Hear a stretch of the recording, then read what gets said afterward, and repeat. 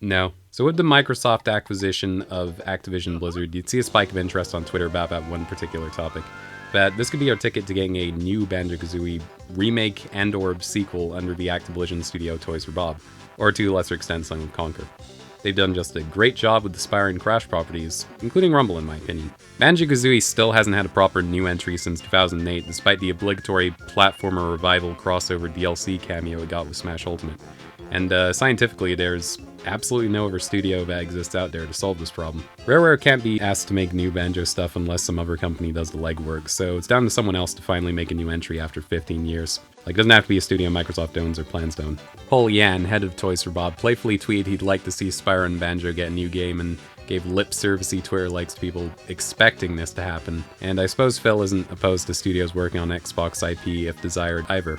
Okay, so the studio usually takes around a couple years to make each of their fully featured projects going off precedent, with some multitasking on stuff like Call of Duty support thrown in there. Games take time, I know, but there's only so much they can release, even when working on multiple projects at once, to make Microsoft an ultimate platformer factory for multiple series. They're still a small studio after all, Rumble only having this many employees working on it. And people already hound that game for not being either the next mainline Crash entry or a new Spyro entry. People hate that Crash gets way more focus than the Dragon, who currently only appears as cameos in his games. They don't want another Crash game before Spyro gets his fourth installment.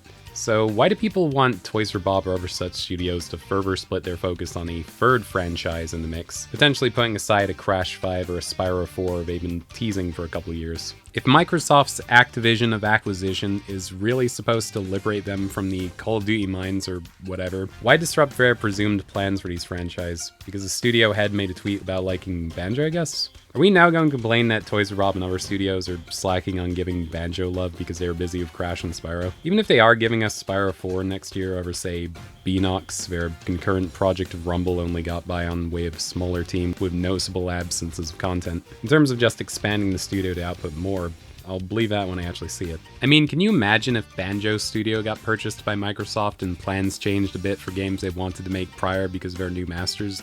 That'd be wild. But here it feels like that's happening after the first Banjo-Kazooie or Donkey Kong Country was made. Is Toys for Bob the right studio for Banjo writing-wise, or are they a bit too American for their Britishness? It's worth knowing that this guy apparently struggles to see a studio fit for the job, and though I love them, I have to ask if Toys for Bob could quite handle Rare's style of gameplay and humor just because they've done other sort of similar platformers justice. If they did such a good job with these franchises, they could extend their influence to any platformer series Microsoft owns. I'd much rather see them just continue working on their existing franchises, to see them get much more experience with multiple titles of those under their belt. They're kind of just getting started with the one new Crash and no new Spyro so far. I just want to see Crash have a consistent, solid developer in his mainline games for once. Despite its flaws, Crash 4 was still an amazing follow-up to the original trilogy that we've been waiting for since, well, ironically enough, 2008.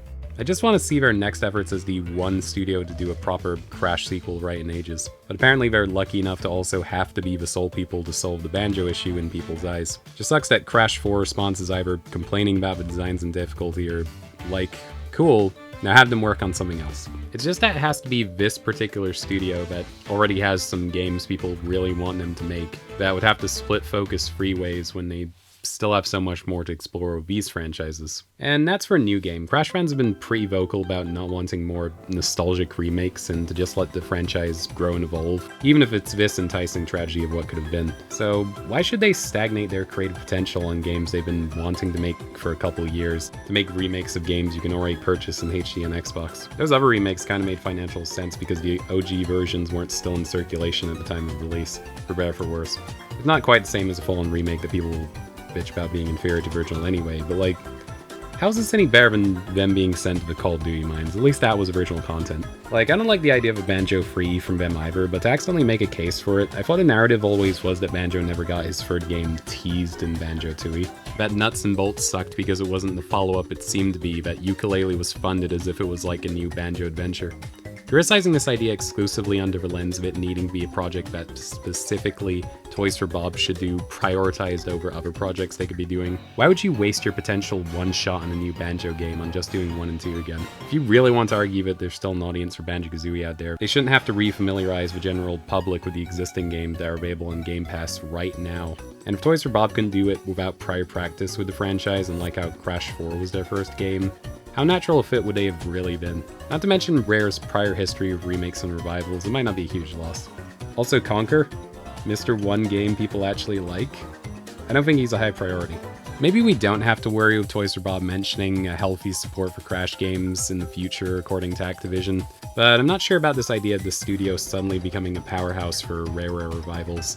For Crash and Spyro to stop, make way for, and split resources with a franchise that did get into Smash. In the signature installment of the series, no less. It may have been a long time coming, but y'all called Crash Scrimblow Bimbo in Smash discussion, yet now you want his studio to work on your platformer series. Like, Banjo gets both things as Smash's Ghost stifles further creative development on other series with instead doing rare remakes.